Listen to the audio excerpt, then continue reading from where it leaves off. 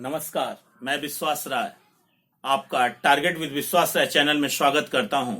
आज का जो हमने सब्जेक्ट चुना हुआ है वो हिंदी है और हिंदी में जो टॉपिक है वो सामान्य हिंदी का वर्णमाला यानी पहला चैप्टर हम उठाने जा रहे हैं। हमारे 2 वीडियो आप देख चुके होंगे। यदि आप नहीं देखे हैं तो वीडियो पे जाके आप देख सकते हैं। वहां पर हमने भाषा और सामान्य व्याकरण पर हमने एक सामान्य परिचर्चा कर ली है। उसके भाषा क्या होती है वहां स्पष्ट हुआ है कि भाषा एक साधन होती है विचारों के आदान और प्रदान का। यानी भाषा को हम देखें अगर तो भाषा की जो सार्थक इकाई है हम उसे वाक्य कहते हैं। भाषा की सार्थक इकाई को हम वाक्य कहते हैं और वाक्य की जो सब छोटी इकाई है उसे हम उपवाक्य कहते हैं। उपवाक्य की छोटी इकाई को हम पदबंध कहते हैं और पदबंध की छोटी इकाई को हम पद कहते हैं। प्रश्न होगा पदबंध किसे कहते हैं? तो पदबंध पदों यानी शब्दों का जो एक इकाई समूह होता है, पदों का अनेक पदों का जो एक इकाई समूह होता है उसी को हम पदबंध कहते हैं। पदों की जो छोटी इकाई होती है उसे हम अक्षर कहते हैं और अक्षर की जो सबसे छोटी इकाई होती है उसी को हम ध्वनि या वर्ड कहते हैं। यानी अगर हम फिर एक बार पुनः आपको ले जाएं तो अगर क्वेश्चन पूछता है भाषा की सार्थक इकाई क्या है तो आप सीधा कहेंगे वाक्य। वैसे तो 3 रूपों में आता है, एक वर्ड विचार होता है, एक शब्द विचार होता है और एक वाक्य विचार होता है। वर्ड विचार, शब्द विचार और वाक्य विचार। वर्ड विचार ध्यान देंगे आप, वर्ड विचार, शब्द विचार, वर्ड विचार, शब्द विचार और वाक्य विचार। अगर अर्थ के रूप में हम देखें तो इसका कोई अर्थ नहीं होता। वर्ड विचार का कोई अर्थ नहीं होता। अर्थ केवल 2 ही के होते हैं, शब्द विचार के होते हैं और वाक्य विचार के होते हैं। जहां आपने कहा कि अक्षर और ध्वनि या वर्ड, अक्षर और वर्ड में क्या अंतर है तो मैं आपको स्पष्ट कर दूं कि अगर आप ऐसे लिख रहे हैं कि मदन, अगर मदन आप लिख रहे हैं और आपसे पूछा जा रहा है कि इसमें कितने अक्षर हैं तो आप कहते हैं इसमें 3 अक्षर हैं। कितने अक्षर हैं? इसमें आपके मदन में 3 अक्षर हैं। लेकिन अगर आपसे पूछता है कितने वर्ड हैं मदन में तो आप कह सकते हैं कि इन्हें हम अगर अनुवर्ती करें इनका स्वर बाहर आ जाएगा। यानी म उसमें से अ बाहर निकलेगा, द उसमें से भी अ बाहर निकल जाएगा और न उसमें से भी अ बाहर निकल जाएगा। हम देख रहे हैं कि मदन में 3 अक्षर हैं और मदन में ही वर्डों की कुल संख्या 6 हो जा रही है। यानी यदि आपसे क्वेश्चन पूछता है कि राम, जैसे आपसे क्वेश्चन पूछ दिया कि राम में कितने अक्षर और कितने वर्ड हैं तो आप कह सकते हैं कि राम में 2 अक्षर हैं, एक रा और एक म। यानी राम में 2 अक्षर हैं, रा और म। लेकिन यदि आपसे वो पूछता है कि इसमें वर्ड कितने हैं तो आप कह सकते हैं कि र में आ बाहर निकल जाएगा और म से अ बाहर निकल जाएगा। यानी 1, 2, 3 और 4, यानी वर्ड कितने हो गए? 4। यानी राम में 2 अक्षर हैं और 4 वर्ड हैं। यानी ये रहा अक्षर और वर्ड। अब हम वर्णमाला पे आते हैं। अब हम बिना देर किए वर्णमाला पे आते हैं। एक बात याद रखिएगा, सामान्य हिंदी का आप हिंदी वर्णमाला पढ़ रहे हैं, क्वेश्चन यहां से पूछता है और हम एकदम वहीं रुकेंगे जहां से क्वेश्चन पूछे जाते हैं। निरर्थक चीजों पे ज्यादा हम बहस नहीं करने वाले, हम वहीं पे रुकेंगे जो हमारा टारगेट है। आइए, अब हमने देखा कि वर्ड विचार, शब्द विचार और वाक्य विचार। वर्ड विचार का हिंदी में कोई अर्थ नहीं होता, शब्द विचार और वाक्य विचार का ही हिंदी में अर्थ होता है। तो सबसे पहले कि आपके मन में एक विचार उठेगा कि वर्ड किसे कहते हैं। आपके मन में एक विचार उठेगा कि वर्ड किसे कहते हैं तो आप स्पष्ट कर सकते हैं कि जिन्हें तोड़ा ना जा सके, जिन्हें तोड़ा। अब यहां पे देखिएगा, ध्यान दीजिएगा, वर्ड, अभी आपने कहा कि वर्ड, तो वर्ड में आपने ऐसे लिखा था कि अगर क हम लिख रहे हैं तो ये वर्ड नहीं है, क जो है ये अक्षर है। क क्या है? ये अक्षर है। लेकिन अगर वर्ड पे हम चले जाएं तो वर्ड लिखते समय हम इस तरीके से लिखते हैं। क धन अ, यानी अब इसे तोड़ा नहीं जा सकता। यानी वर्ड सबसे छोटी इकाई होती है जिन्हें तोड़ा नहीं जा सकता। ध्वनि की वह सबसे छोटी इकाई जिसे तोड़ा ना जा सके उसे वर्ड कहते हैं, और वर्डों के व्यवस्थित समूह को हम वर्ण माला कहते हैं। फिर से एक बार, ध्वनि की वह सबसे छोटी इकाई, ध्वनि की वह सबसे छोटी इकाई जिसे तोड़ा ना जा सके उसे हम वर्ड कहते हैं, और वर्डों के व्यवस्थित समूह को हम वर्णमाला कहते हैं। आते हैं टॉपिक पे। अब आपके टॉपिक पे आने से पहले आप यहां देखिएगा, जहां तक हम कुल वर्ड अगर बात करें तो वर्ड में हम स्वर को भी ले लेते हैं और व्यंजन को भी ले लेते हैं। वर्ड में हम स्वर और व्यंजन दोनों को मिलाकर कुल एक वर्ण रचना हमारी बन जाती है। वर्ण रचना के दृष्टिकोण से देखें, अगर हम स्वर में हैं तो ये स्वतंत्र रूप से होते हैं, स्वर बंधन में नहीं आते, स्वर स्वतंत्र रूप से उनकी सहायता करते हैं या स्वतंत्र रूप से रहते हैं। हिंदी वर्णमाला में स्वरों की जो कुल संख्या मानी गई है वो 11 मानी गई है। हिंदी वर्णमाला में जो स्वरों की कुल संख्या मानी गई है वह स्वरों की संख्या 11 मानी गई है। इसमें अगर आप यहां पे हमारे साथ आए तो हमें पता चलता है, एक स्वर जो होता है, एक ह्रस्व स्वर होता है, ह्रस्व स्वर। एक स्वर जो होता है वह दीर्घ स्वर होता है, और एक स्वर जो होता है वो प्लुत स्वर होता है।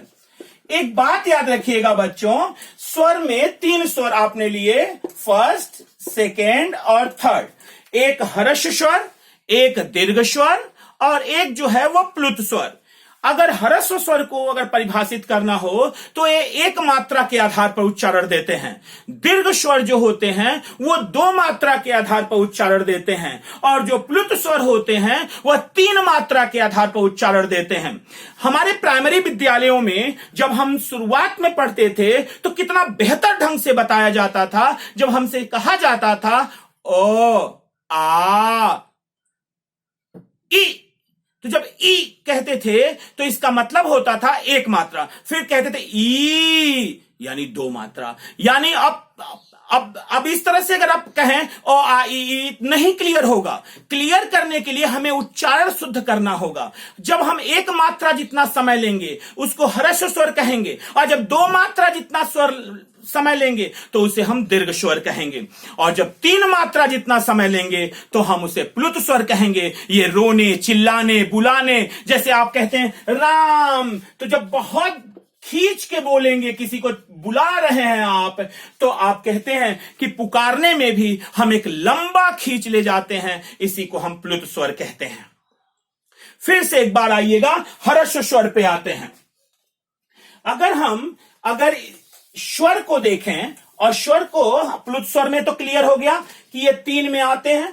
पहला हो गया ह्रस्व स्वर, पहला है ह्रस्व स्वर। ह्रस्व स्वर को अगर हम देखें तो ह्रस्व स्वर को ही हम मूल स्वर कहते हैं। ह्रस्व स्वर को ही हम मूल स्वर कहते हैं, और मूल स्वरों की संख्या 4 होती है। वो है अ, ई, उ और री।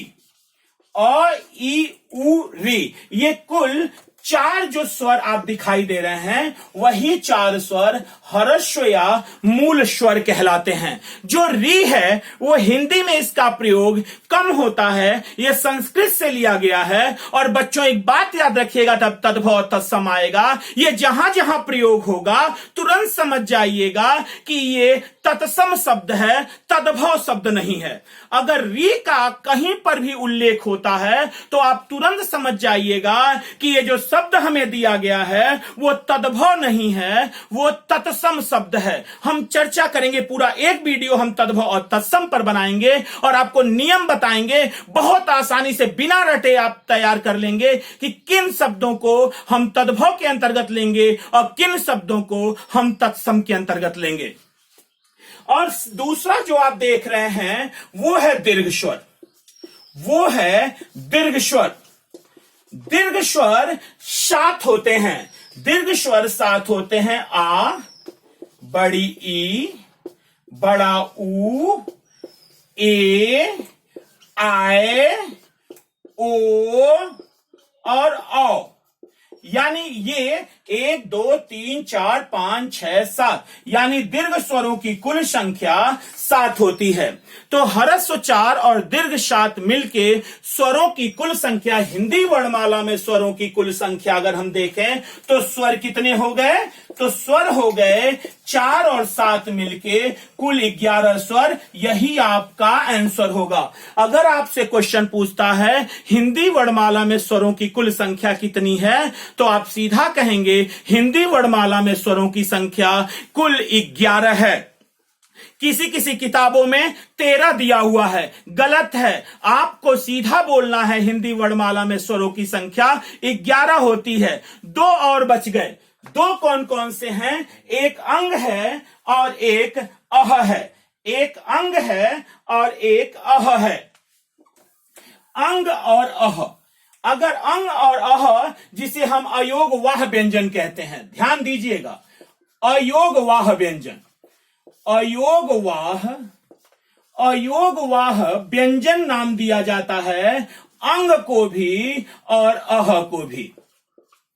अंग और अह अयोगवाह व्यंजन के अंतर्गत आते हैं। इसका कुल मिला के कहने का क्या अर्थ है? जैसे बच्चों, यदि मैं आपको ऐसे कहूं रामम, रामम, और मैं आपसे कहूं कि इस पे अनुस्वार कहां लगा हुआ है, तो घबरा के ये मत कह देना कि म के ऊपर लगा हुआ है, क्योंकि गलत हो जाएगा। क्योंकि कह रहा है अयोग वाह व्यंजन, यानी ये व्यंजन के ऊपर नहीं लगता, ये स्वर के ऊपर लगता है। अगर इसे आप तोड़ें तो र में से आ निकल जाएगा और म में से अंग निकल जाएगा। आप यहां देख रहे हैं कि जो अनुस्वार लगा हुआ है वो अ के ऊपर लगा हुआ है और अ स्वर है, इसीलिए कहा जाता है इसका नाम अयोगवाह व्यंजन। उसी तरह रामह, रामह में भी जो विसर्ग लगा हुआ है वो भी अ पर लगा हुआ है, इसीलिए अंग और अह को हम अयोगवाह व्यंजन कहते हैं।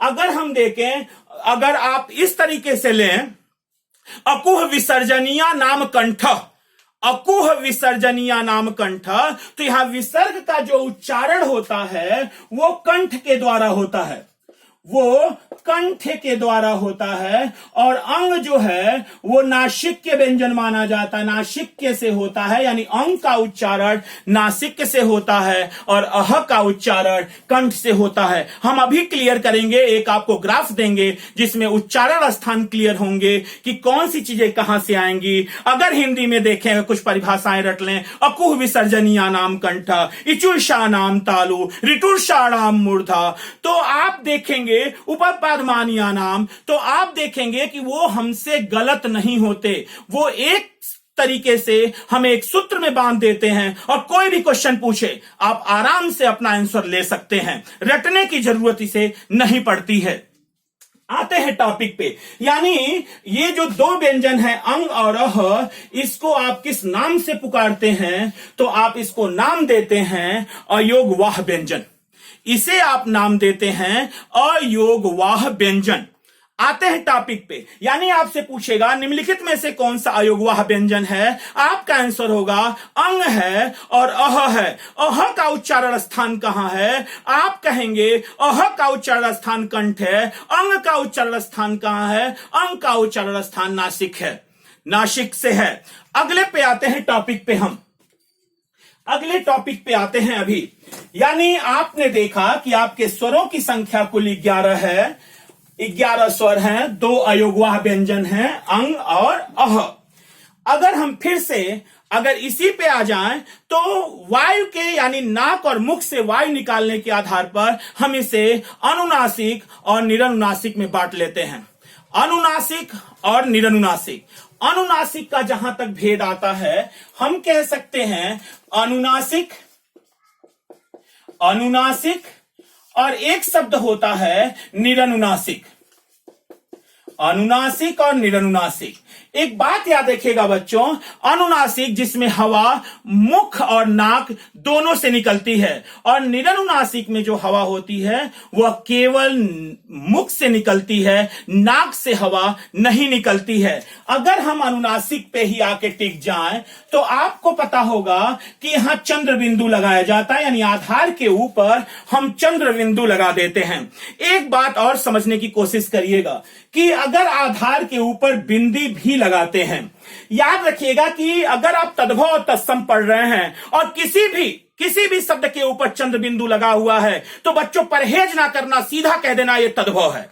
चिंता करने की जरूरत ही नहीं है, सीधा कह देना यह तद्भव है। और यदि किसी के ऊपर अगर बिंदी लगा हुआ है तो 99% है कि वो तत्सम है, क्योंकि संस्कृत में इसका प्रयोग नहीं किया जाता, संस्कृत में केवल बिंदु का प्रयोग किया जाता है। ये 1050 विक्रम संवत से ये प्रथा आई, 1050 विक्रम संवत से ये प्रथा आई कि हम चंद्र बिंदु का हम प्रयोग करने लगे, और यहीं से तद्भव प्रारंभ हुआ, यहीं से तद्भव प्रारंभ हुआ। और तत्सम जहां तक आप देख रहे हैं तो कंफर्म रहिएगा, फिर से मैं एक बार कहूंगा, अगर शब्द के ऊपर चंद्र बिंदु लगा हुआ है तो 100% मैं कहता हूं कि यह तद्भव शब्द होगा, यानी चंद्र बिंदु लगा हुआ है तो यह तद्भव होगा, और यदि बिंदु लगा हुआ है तो आपका तत्सम होगा। यानी तद्भव और तत्सम का एक रूल ये भी है बच्चों आपके सामने। अगर हम आपसे एक बात और कहना चाहेंगे, अगर स्वरों के वर्गीकरण में आपने देख लिया, अगर हम मुंह खोलने के आधार पर देखें, अगर हम मुंह खोलने के आधार पर देखें तो हमें अग्र स्वर, पश्च स्वर, मध्य स्वर, यानी अग्र, मध्य और पश्च स्वर, और समृत, अर्ध समृत, विवृत और अर्ध विवृत, समृत, अर्ध समृत, विवृत और अर्ध विवृत आते हैं। एक चार्ट बनाते हैं, क्वेश्चन आपसे पूछता है निम्नलिखित में से कौन सा स्वर समृत के अंतर्गत आता है, या निम्नलिखित में से कौन सा स्वर अर्ध समृत है, या निम्नलिखित में से कौन सा शब्द आपका विवृत है या अर्ध विवृत है, या अग्र स्वर है, मध्य स्वर है या पश्च स्वर है। आइए एक चार्ट बनाते हैं। अग्र स्वर,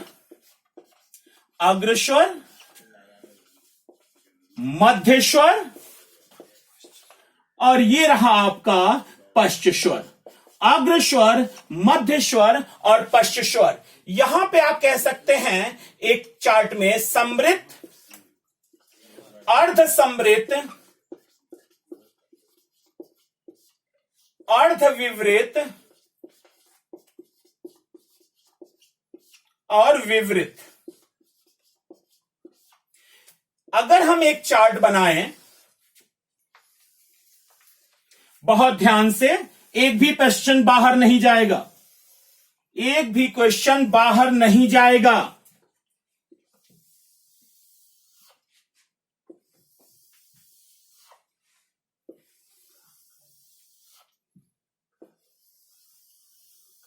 ये रहा आपका चार्ट, अग्र स्वर, मध्य स्वर, पश्च स्वर, समृत, अर्ध समृत, अर्ध विवृत और विवृत। सबसे पहले सुन लेते हैं, जो जिह्वा के अगले भाग से बोले जाते हैं वो अग्र स्वर कहलाते हैं, जो मूल से बोले जाते हैं वो पश्च स्वर कहलाते हैं, और जो जिह्वा के मध्य से बोले जाते हैं उन्हें हम मध्य स्वर कहते हैं। यहां पे आते हैं परिभाषा पे, मैं याद करते रहना, नोट करते रहना। समृत उसे कहते हैं जिन स्वरों को बोलने पर मुंह खोलने की आवश्यकता नहीं होती। समृत स्वर उसे कहते हैं जिनको बोलने के लिए मुंह खोलने की आवश्यकता नहीं होती। अर्ध समृत उसे कहते हैं जो मुंह खोलने यानी समृत की अपेक्षा थोड़ा सा अधिक मुंह खोल जाए।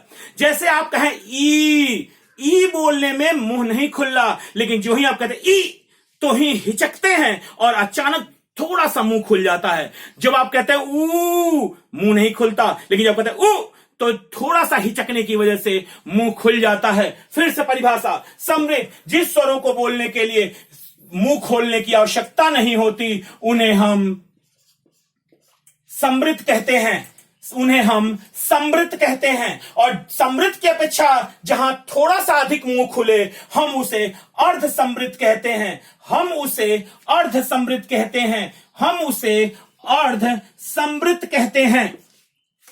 इसमें आवश्यकता नहीं, लेकिन यहां बोलने के लिए हमें हिचकना होगा, क्योंकि यह एक मात्रा जितना समय लेता है, अतः हमें हिचक के बोलना होगा और उसी हिचकने में थोड़ा सा मुंह खुल जाएगा। अब इन दोनों पे आते हैं, अर्धविवृत और विवृत। विवृत जिसको बोलने के लिए सबसे अधिक मुंह खोलना पड़े, यानी अपना पूरा आकार ले ले। जैसे आए, तो जब आए बोलते हैं तो यह पूरा आकार ले लेता है, ये पूरा आकार ले लेता है। और जब विवृत की अपेक्षा थोड़ा कम मुख खुले, विवृत की अपेक्षा थोड़ा कम मुख खुले और यहां समृत की अपेक्षा थोड़ा अधिक खुले, तो इसको अर्ध समृत। और विवृत की अपेक्षा थोड़ा कम खुले तो उसे अर्ध विवृत कहते हैं। जैसे ए, यहां पे आए तो इसके पास एक, यानी अर्ध विवृत के पास एक मध्य स्वर है।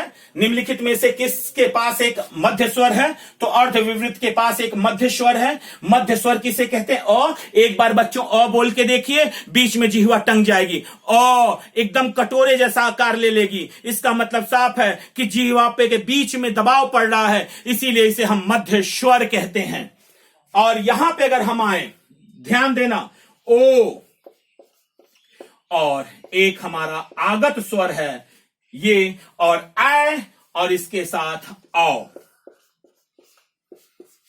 यानी ऐ और औ कहते हैं तो पूरा मुख खुल जाता है, और आ कहते हैं तो भी आ कह के देखें, पूरा मुख खुल जाएगा। आ यानी सबसे अधिक मुख खुलेंगे, विवृत कहलाएंगे। विवृत की अपेक्षा थोड़ा कम खुलेंगे तो अर्ध विवृत कहलाएंगे। समृत में मुंह नहीं खुलेगा, समृत कहलाएगा। इसकी अपेक्षा थोड़ा अधिक खुल जाएगा, अर्ध समृत कहलाएगा। या और मध्य स्वर केवल एक, मध्य स्वर केवल एक, और मध्य स्वर है अ के अलावा कोई भी हमारे पास मध्य स्वर नहीं है। आपसे प्रश्न पूछेगा निम्नलिखित में से कौन सा मध्य स्वर है, आपका आंसर होगा अ जो है वो मध्य स्वर है। क्वेश्चन पूछेगा निम्नलिखित में से कौन सा समृत स्वर है, आप कहेंगे बड़ी ई और बड़ा ऊ। आपसे पूछेगा निम्नलिखित में से कौन सा अर्ध समृत है, छोटा ई और छोटा ऊ। आपसे क्वेश्चन पूछेगा निम्नलिखित में से कौन सा अर्ध विवृत है, आप कहेंगे ए, अ, ओ। ये भी जो आगत स्वर है वो ओ का उच्चारण देता है बच्चों। ये आगत स्वर, इसे चंद बिंदु ना कह देना, ये जो आगत स्वर आ। एक बात और याद रखना, पूरी वर्णमाला में 4 वर्ण आगत आए हुए हैं। पूरी वर्णमाला में 4 वर्ण आगत आए हुए हैं। वो आगत कौन कौन से हैं आप देख सकते हैं। वो आगत कौन कौन से हैं, आगत वर्ण कौन कौन से हैं? वो है व, ज, फ और आपका एक स्वर, यानी 3 व्यंजन आए हुए हैं और एक स्वर आया हुआ है, यानी इनको हम आगत वर्ण कहते हैं। आगत वर्ण कहते हैं, 3 व्यंजन है, एक स्वर है। अब इस स्वर का उपयोग कहां करते हैं? इस स्वर का उपयोग कहां करते हैं? तो आप देखते हैं कि अगर आप ऐसे डॉक्टर लिखते हैं तो इंजेक्शन वाला डॉक्टर होता है, यानी मेडिकल साइंस से जुड़ा डॉक्टर होता है। और अगर इसी के ऊपर आगत दे दें तो ये पीएचडी धारक बन जाता है, यानी इसको हम डॉक्टरेट कहते हैं। जैसे डॉक्टर बोलते समय भी ओ का उच्चारण लेते हैं। अगर ये नहीं है तो बोलते समय हम कहते हैं डॉक्टर ABCD। और अगर वो पीएचडी है तो उसका नाम लेते समय कहते हैं डॉक्टर ABCD।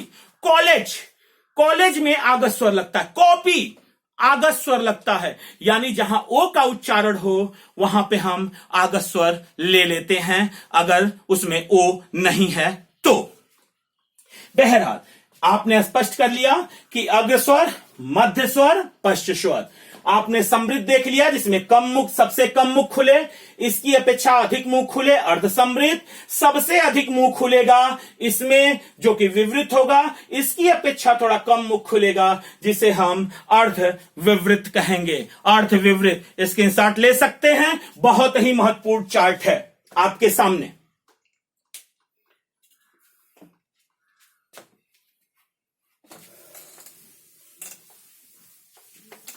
वही चीजें क्लास में जा रही हैं वीडियो पे, जो एग्जामिनेशन हॉल में जिसे आप फेस करने वाले हैं, वही जा रही हैं जिसे एग्जामिनेशन हॉल में आप फेस करने वाले हैं। बिना मतलब की एक भी चीज इस वीडियो में नहीं जाने वाली है, निश्चिंत रहिए।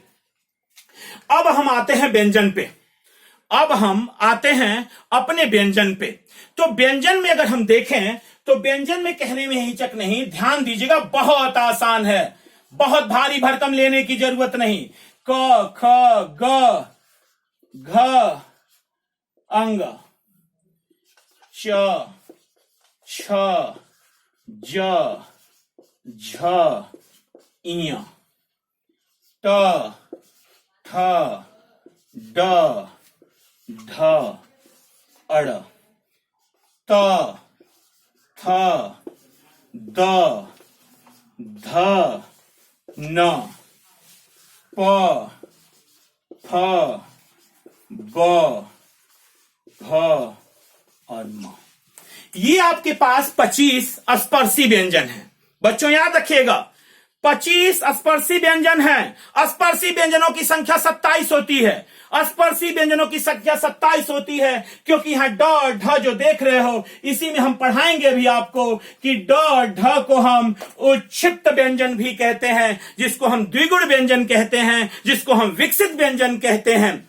क्लियर? जिसको हम एक नया शब्द आपको देने वाले हैं, जिसे हम ताड़न जात भी कहते हैं। क्वेश्चन कई बार पूछा कि ताड़न जात व्यंजन कौन सा है, ताड़न जात व्यंजन कौन सा है? तो ताड़न जात व्यंजन जो है वो ड और ढ है, उच्छिप्त व्यंजन ड और ढ है, द्विगुण व्यंजन ड और ढ है। और एक बात और याद रखना, इसी ड और ढ को हम विकसित व्यंजन भी कहते हैं, विकसित व्यंजन भी कहते हैं। आते हैं हम क ख। अब हम दो तरीके से बांटेंगे, एक स्वर तंत्र के कंपन के आधार पे, स्वर तंत्र के कंपन के आधार पर,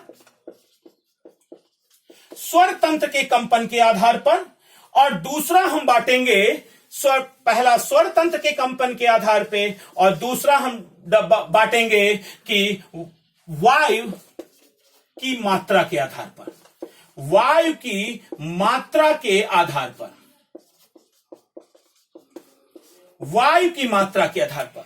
दो भागों में हम व्यंजन को बांटने वाले हैं, स्वर तंत्र के कंपन के आधार पर और वायु की मात्रा के आधार पे। स्वर तंत्र की कंपन के आधार पर यदि आप बांटना चाहें तो पहले हम स्वर तंत्र के कंपन के आधार पर ही बांट लेते हैं। स्वर तंत्र के कंपन के आधार पर यदि बांटना चाहें तो स्वर तंत्र के कंपन के आधार पर हम अघोष और सघोष में बांटते हैं। अघोष और सघोष, अघोष और सघोष के बांटते हैं। सघोष को घोष भी लिखता है तो घबराइएगा मत, सघोष को एग्जामिनेशन हॉल में घोष भी लिखता है। अघोष और सघोष। अब कहेंगे इसकी परिभाषा क्या होती है, तो जिन व्यंजनों के उच्चारण में स्वर तंत्र में कंपन नहीं होता, जिन व्यंजनों के उच्चारण में स्वर तंत्र में कंपन नहीं होता उन्हें हम अघोष कहते हैं, और जिन व्यंजनों के उच्चारण में स्वर तंत्र में कंपन होता है उन्हें हम सघोष कहते हैं। तो आप ध्यान दीजिएगा, प्रत्येक वर्ग का, बस याद रखिए, रटने की जरूरत नहीं, प्रत्येक वर्ग का पहला और दूसरा वर्ड, पहला और दूसरा वर्ड, प्रत्येक वर्ग का पहला और दूसरा वर्ड, प्रत्येक वर्ग का पहला और दूसरा वर्ड अघोष कहलाता है। प्रत्येक वर्ग का पहला और दूसरा वर्ड अघोष कहलाता है, तथा प्रत्येक वर्ग का तीसरा, चौथा, पांचवा वर्ड, प्रत्येक वर्ग का तीसरा, चौथा और पांचवा वर्ड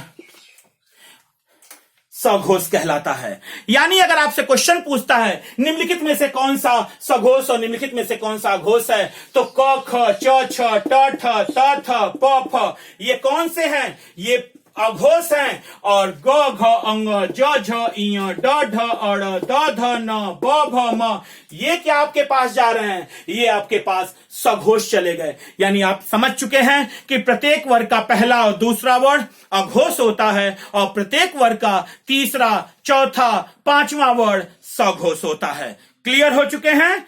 क्लियर हैं। आते हैं अगले पे, दूसरे पे आते हैं।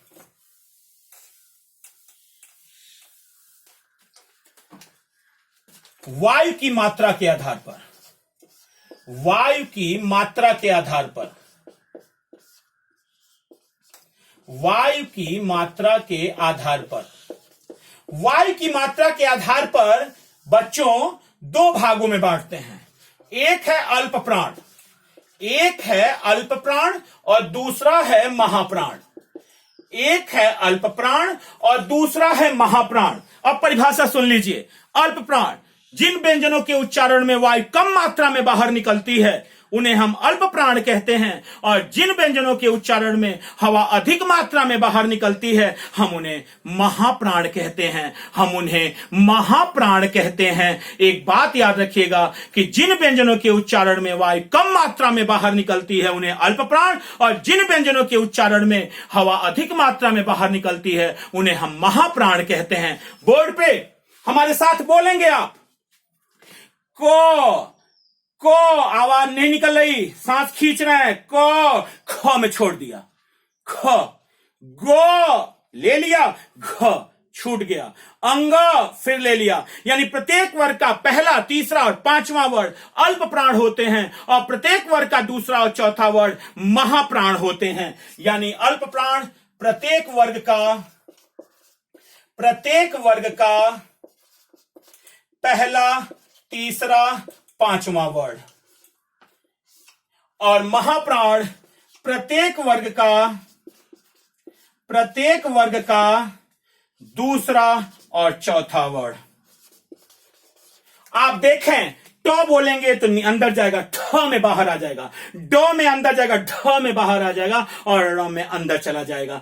तो में अंदर जाएगा, थ बाहर, द अंदर, ध न। यानी अगर चार विकल्पों में उलझ भी रहे हैं और परिभाषा याद है तो आसानी से हम बता सकते हैं कि निम्नलिखित में से कौन सा अल्प प्राण है और निम्नलिखित में से कौन सा महाप्राण है। हमें बहुत ज्यादा संकोच करने की आवश्यकता नहीं होगी, हमें दिक्कत नहीं आने वाला है। यानी प्रत्येक वर्ग का पहला, तीसरा और पांचवा वर्ड अल्प प्राण होता है, और प्रत्येक वर्ग का दूसरा और चौथा वर्ड महाप्राण होता है। महाप्राण होता है। जिस व्यंजन को उच्चारण करते समय हवा कम मात्रा में बाहर निकलती है उन्हें अल्प प्राण, और जिस व्यंजन का उच्चारण करते समय हवा अधिक मात्रा में बाहर निकलती है उन्हें हम महाप्राण कहते हैं। क्लियर?